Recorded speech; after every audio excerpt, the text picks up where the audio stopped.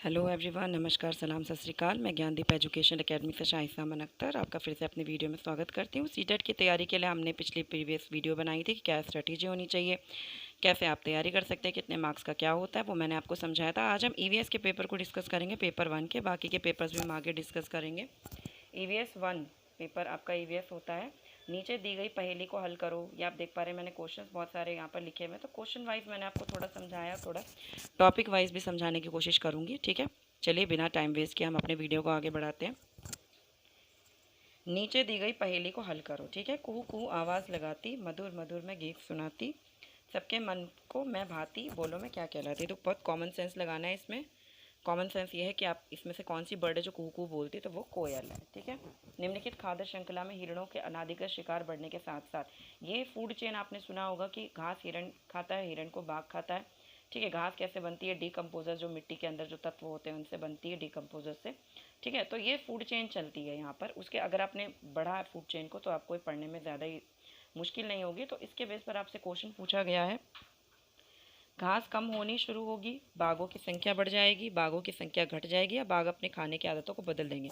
तो बाघ अपने खाने की आदत तो बिल्कुल नहीं बदलेंगे। वो करछी कढ़ाई लेके पकाने तो बैठ नहीं जाएंगे, तो वो क्या आदत बदलेंगे? उनका तो नहीं होगा। घास कम, ये भी नहीं होगा। बाघों की संख्या बढ़ जाएगी, ऐसा भी नहीं हो सकता। टाइगर्स तो वैसे ही रिजर्व में चल रहे हैं, तो बाघों की संख्या जो है वो घट जाएगी। ठीक है, क्योंकि घास नहीं होगा तो हिरण नहीं होगा, हिरण नहीं होगा तो बाघ नहीं होगा, क्योंकि हिरण हर्बीवोरस है। अच्छा, यहाँ पर ये भी चीज़ है कि हर्बीवोरस, कार्निवोरस और ओमनिवोरस यहाँ पर आप चीज़ें हैं, यानी शाकाहारी, मांसाहारी और सर्वाहारी आपने पढ़ा होगा। ठीक है, तो कैसे बनता है यहाँ पर डीकम्पोजर्स? पहले आपने देखा डीकम्पोजर से घास बनी, घास एक प्रोड्यूसर भी है। ठीक है, डियर आपका आपका सेकेंडरी कंज्यूमर हो गया, और सेकेंडरी कंज्यूमर को खाता है टाइगर। ठीक है, तो ये आपका कार्निवोरस हो गया। इस तरह से आपका जो आंसर होगा वो क्या होगा? बाघों की संख्या घट जाएगी। ये नहीं होगा तो ये नहीं होगा, और ये भी नहीं होगा तो ये भी नहीं होगा। ठीक है, नेक्स्ट बढ़ते हैं हम अपने क्वेश्चन की तरफ। दिसंबर 2020 में दिल्ली का AQI 331 था। AQI किसे चिन्हित करता है? तो AQI, अगर आप EVS के स्टूडेंट्स हैं, आपको AQI पता होना चाहिए। NCERT की बुक में नहीं है, लेकिन आपको पता होना चाहिए कि AQI कहते कैसे है। तो AQI इनमें से क्या है, किसकी फुल फॉर्म क्या है? इंग्लिश में तो बताना शायद थोड़ा इजी हो जाता है, हिंदी वालों को मुश्किल है। वायु मात्रा सूचकांक, वायु प्रमात्रा सूचकांक, वायु गुणवत्ता सूचकांक, या वायु द्विघाती सूचकांक। ठीक है, इसी बात पर अपने फ़ोन पे आप AQI इंडेक्स चेक कीजिए, आज का पता चल जाएगा। वैसे तो यहाँ बारिश हो रही, बढ़िया मौसम है। तो नेक्स्ट है AQI आपका, इसकी फुल फॉर्म होती है एयर क्वालिटी इंडेक्स इंग्लिश में। ठीक है, जिसे हिंदी में वायु गुणवत्ता सूचकांक कहते हैं। इसके अंदर गुणवत्ता चेक की जाती है कि एयर क्वालिटी क्या है। दिल्ली की हवा वैसे बहुत प्रदूषित रहती है, आजकल अच्छी चल रही है वैसे। ठीक है, तो समझ आ गया AQI क्या है। ये आपकी कॉमन जनरल आपका टेस्ट लेते हैं कि आपको कितनी नॉलेज है। निम्न में से कौन सा स्तनधारी परिवार का है? स्तनधारी मीन्स मैमल क्या है? वेल, मेंढक, कबूतर, छिपकली। तो छिपकली, कबूतर, मेंढक ये तीनों अंडे देते हैं, हमें अच्छे से पता है, तो वेल है। ठीक है, एक चीज़ और है, मैमल क्या होते हैं? मैमल वो होते हैं जो यंग वंस अपने अपने जैसे उनके बच्चे होते हैं और मिल्क फीड भी करवाते हैं, वो आपके स्तनधारी कहलाते हैं। लंगर की प्रथा संकेत करती है, लंगर की प्रथा किस तरफ संकेत करती है? लंगर आपको गुरुद्वारे की, मस्जिद और मंदिर की नॉलेज है, थर्ड फोर्थ की बुक में है, NCERT में, उसमें आपको बहुत अच्छे से एक चैप्टर प्रोवाइड किया हुआ, उसके अंदर बताते हैं। तो मध्याह्न भोजन, मुफ्त समुदाय रसोई, एकत्रित दान या पवित्र भोजन। तो मुफ्त समुदाय रसोई यानी फ्री कम्युनिटी किचन इसे कहा जाता है इंग्लिश में, फ्री कम्युनिटी किचन ये होता है। ठीक है, यहाँ मुफ्त में आपके खाने पीने की व्यवस्था रहती है, लंगर। ठीक है, सुबह शाम का कोई वो नहीं है केस, इसमें आप जाके खा सकते हैं, कोई भी किसी भी धर्म का है। बहुत अच्छा लगता है मुझे तो, ये गुरुद्वारे का बहुत ही बढ़िया रिवाज प्रथा है ये। और ये जो क्वेश्चन ये जाते हैं कि ये चेक करते हैं कि आपकी कितनी अवेयर हैं, आप अपने लैंग्वेज को, अपने EVS को लेके कितने अवेयर हैं। ठीक है, आपके NCERT के हिसाब से आपसे पूछा जाता है। ठीक है, नेक्स्ट क्वेश्चन आपका आ जाता है, भौमजल स्तर के नीचे कठोर चट्टान की परतों के बीच भंडारित भौमजल को क्या कहते हैं? पहले तो भौमजल क्या है वो समझ लो। भौमजल मीन्स की ग्राउंड वाटर। तो ग्राउंड वाटर इसमें से ये वाला तो बिल्कुल नहीं होगा इसका आंसर, क्योंकि भूमिगत जल का मतलब ऑलरेडी ग्राउंड वाटर ही होता है। दूषित जल, गुप्त जल होगा नहीं, सीक्रेट वाटर ये भी नहीं हो सकता, तो जल भर होता है। ठीक है, यानी इसमें देखो आपको एक चीज़ समझाई जा रही है कि ये आपका पानी है और ये इसके दो चट्टान है, आस पड़ोस पे दो चट्टान है, और ये जो छुपा हुआ पानी है इस भंडारित भौमजल को आप क्या कहेंगे? दो परतों के बीच जो छुपा हुआ है। ठीक है, जो स्टोन्स के आपके चट्टानों के बीच, रॉक्स के बीच में जो पानी है, वाटर है, उसको कहेंगे हम एक्वाफायर, इंग्लिश में एक्वीफर, और हिंदी में जल भर। ठीक है, नेक्स्ट क्वेश्चन की तरफ बढ़ते हैं। भौमजल वगैरह का इस तरह आपको पढ़ना पड़ेगा, ग्राउंड वाटर, अंडरग्राउंड वाटर, ये सब पढ़ना पड़ेगा। ठीक है, ये तो पता ही आपको कि 1% का लगभग पानी पीने लायक है और बाकी सारा समुद्र का जल है। ठीक है, वैसे ग्लोबल वार्मिंग के मारे वैसे ही सब बर्फ़ पिघल रही है। रीता पक्षी की ओर इशारा करके कहती है कि देखो इस पक्षी की आंखें इसके सिर के सामने है, बिल्कुल मेरे सामने। वह किस पक्षी की ओर इशारा करती है? ठीक है, कबूतर, गौरैया, उल्लू या कौवा। अब हमारे सामने है एक पक्षी है, उसकी दो आंखें यहाँ पर बनी हुई हैं। भैया मुझे ड्राइंग नहीं आती, आप देख लीजिएगा। तो ये उल्लू है, ठीक है, जाहिर सी बात है उल्लू है, बिल्कुल सामने आंखें होती है। बाकी पैरट्स की तो ये उनका फेस है, एक इधर आई होती है, एक उधर आई होती है। ड्राइंग मेरी उतनी अच्छी नहीं है, समझाने की कोशिश की, तो इसका आंसर उल्लू है। ठीक है, नेक्स्ट आता है संकटापन्न हिरणों के किस प्रकार के लिए केवल लोकटिक झील एक स्थान है? ठीक है, संकटापन्न का मतलब होता है कि जो विलुप्त हो रही हैं जातियां, जो गायब हो रही हैं, वो हिरणों के किस प्रकार के लिए, इसमें से सारी ये हिरणों के प्रकार है, तो कौन सा प्रकार लोकटक झील एक स्थान है, ठीक है, वहां के लिए है केवल, तो वो है संगाई। ठीक है, संगाई आपको याद रखना है, लोकटक झील संगाई, लोकटक झील संगाई। इस तरह से एक आध बार आपको मैच करके साथ में पढ़ना है, मैच हिट में भी ये चीज़ें आ जाती हैं।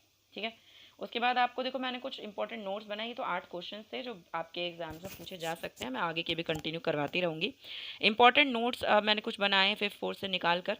पहला तो हमारे ये चीज़ें अब पता होनी चाहिए कि महाद्वीप क्या है, महासागर क्या है। तो महाद्वीप पृथ्वी का विशाल स्थल क्षेत्र होता है, टोटल 7 महाद्वीप है, पता ही होगा, मैं आगे नाम भी बता दूंगी अभी आपको। ठीक है, एक विशाल सा महाक्षेत्र, एक क्षेत्र है, उसको हम कहते हैं कॉन्टिनेंट कहा जाता है इंग्लिश में महाद्वीप को। महासागर पृथ्वी का विशाल जल समूह होता है, 5 महासागर है टोटल। अच्छा, पेंजिया एक क्वेश्चन आ जाता है, कभी कभी मैचेट में भी पूछा जाता है, एमसीक्यू में भी। पेंजिया एकमात्र महाद्वीप है जो 25 करोड़ वर्ष पहले का भूमंडल, जब सारे महाद्वीप एक साथ जुड़े थे तो उसे पेंजिया कहा जाता था। ठीक है, यानी अलग अलग नहीं थे, 25 करोड़ साल पहले ये सब चीज़ें अलग अलग थी, अलग अलग नहीं थी, एक साथ थी। तो एकत्रित महाद्वीप इकट्ठे एक साथ जो ग्रुप था पूरा एक साथ था, वो पेंजिया था। ठीक है, पैंथलासा क्या है? 25 करोड़ साल पहले भूमंडल के चारों ओर का बहुत बड़ा महासागर है। ठीक है, ये आपका पृथ्वी है और आपके चारों ओर का जो महासागर है चारों तरफ, वो पैंथलासा था, जब सबसे पहला महासागर आप कह सकते हो। सबसे पहले पृथ्वी एक गर्म गैस की तरह थी। सबसे पहले एक नोट मैंने लिखा है, सबसे पहले पृथ्वी एक गर्म गैस के गोले की तरह थी। ठीक है, गर्म गैस के गोले की तरह थी और धीरे धीरे धीरे धीरे ठंडा होकर पिघलकर भूमंडल में सिकुड़ गई और फिर जमकर उसने कठोर रूप ले लिया। इसको आप इस तरह से भी समझ सकते हो कि देखो जैसे कि ये आपका पृथ्वी है, पृथ्वी का एक बड़ा सा गैस का गोला है। ठीक है, धीरे धीरे ठंडा होने लगा, ठंडा हुआ, ठंडा होकर सिकुड़ने लगा, सिकुड़ सिकुड़ के ये थोड़ा जम गया। जमने के बाद इसने आकार लेना शुरू कर दिया। ठीक है, किस चीज़ का आकार लेना शुरू कर दिया भाई? तो कठोर रूप का आकार लेना शुरू कर दिया। फिर उसके बाद ही महाद्वीप और महासागर वगैरह जो हैं वो बनने लगे। ठीक है, इस तरह से समझ आ गया होगा, ड्राइंग अच्छी नहीं है मेरी उतनी। तो चलिए, ये मैंने समझा दिया, महाद्वीप, महासागर, पेंजिया और पैंथलासा। नेक्स्ट है आपका, यहाँ पर आपका नेक्स्ट टॉपिक है, नेक्स्ट वर्ड है मानचित्र। मानचित्र पता है एक नक्शा होता है, उसके अंदर आपको जैसे मैं बनाना चाहूँ कि ये मेरा रूम है, यहाँ पे एक बेड है, यहाँ पर टीवी है, तो इस तरह से मैं नक्शे के थ्रू कुछ चीज़ समझाना चाहती हूँ, तो वो मानचित्र होता है। इसमें साइन वगैरह का उपयोग भी करते हैं, आपको पता होगा। एटलस क्या है भाई? एटलस मैप की जो बुक होती है, सबको पता है एटलस कहते हैं उसे। टोटल कितने महाद्वीप है? कॉन्टिनेंट कितने? 7 है। सबसे बड़ा एशिया होता है, फिर अफ्रीका, उत्तरी अमेरिका, दक्षिणी अमेरिका, यूरोप, ऑस्ट्रेलिया और अंटार्कटिका। अंटार्कटिका सबसे स्मॉल है, वहाँ पे कोई है नहीं है, अभी रहता नहीं है। 5 महासागर, प्रशांत महासागर, अटलांटिक महासागर, पैसिफिक भी कहते हैं इसको, हिंद महासागर, दक्षिणी महासागर और आर्कटिक महासागर। ठीक है, ये 5 महासागर है, मैंने सीक्वल वाइज लिखा हुआ है। भारत के पड़ोसी देशों के नाम आपको ज़रूर पता होने चाहिए। पड़ोसी देशों के नाम इस तरह पता होंगे कि मान लीजिए ये आपका इंडिया का मैप है और ये आपका दिशाएं हो गई। ठीक है, ये आपका नॉर्थ है, ये साउथ है, ये वेस्ट है, ये ईस्ट है। ठीक है, तो साउथ में कौन सी कंट्रीज, अब जैसे मैं यहाँ पे कहूँ कि श्रीलंका है, इतना तो याद ही होगा आपको। तो इसके पास में कौन है भाई?